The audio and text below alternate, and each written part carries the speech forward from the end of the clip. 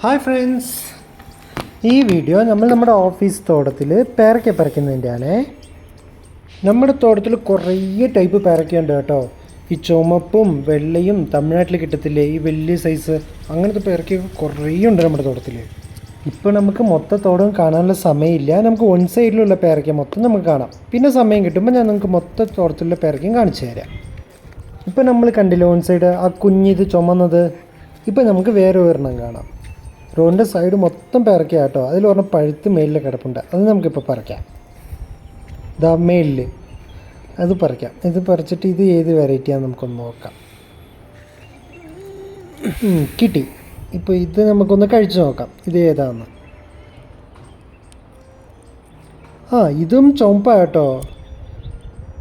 പക്ഷേ ഇതിന് ടേസ്റ്റ് നല്ല വ്യത്യാസമുണ്ട്. അതിനെക്കാട്ടിലും ഇതിന് ഇച്ചിരി മധുരം കൂടുതലുണ്ട് കേട്ടോ. അത് ചെറുതായി, ഇത് കുറച്ച് വലുതാണ്. അതിനെക്കാട്ടിലും ഇതിന് ഇച്ചിരി മധുരം കൂടുതലുണ്ട്. ചുവപ്പ് എന്ന് വെച്ചാൽ മൊത്തം ചുവപ്പല്ല കേട്ടോ, ഒരു റോസ് കളറ്. ഇനി നമുക്ക് അടുത്ത മരത്തിലോട്ട് പോവാം.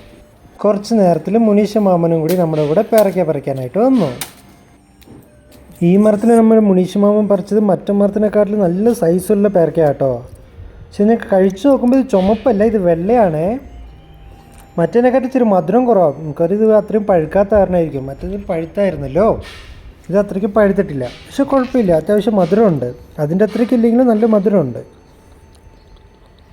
ഇത് കണ്ട മൊത്തം മീൻ കിടക്കുന്ന ഇത് വേറെ ഒരു ഇതാണ്. മീൻസ് വെള്ളയിൽ തന്നെ വേറെ ഒരെണ്ണം. ചുറ്റും മരം കേട്ടോ, മൊത്തം പേരയ്ക്ക മരങ്ങളാണ്. റോഡിൻ്റെ സൈഡിലും തോട്ടത്തിൻ്റെ സൈഡും മൊത്തം പേരയ്ക്ക മരം. ഓക്കെ ഫ്രണ്ട്സ്, ബാക്കി പേരയ്ക്ക മരങ്ങൾ ഞാൻ അടുത്ത വീഡിയോയിൽ നിങ്ങൾക്ക് കാണിച്ചു തരാം. കണ്ട മുനീഷ് മാമൻ പേരയ്ക്കൊക്കെ പറിച്ച് പോക്കറ്റൊക്കെ നിറച്ചു. നല്ല വലിയ സൈസാണ് കേട്ടോ. അത്യാവശ്യം സൈസ് മാത്രമല്ല, നല്ല ടേസ്റ്റും ഉണ്ട്.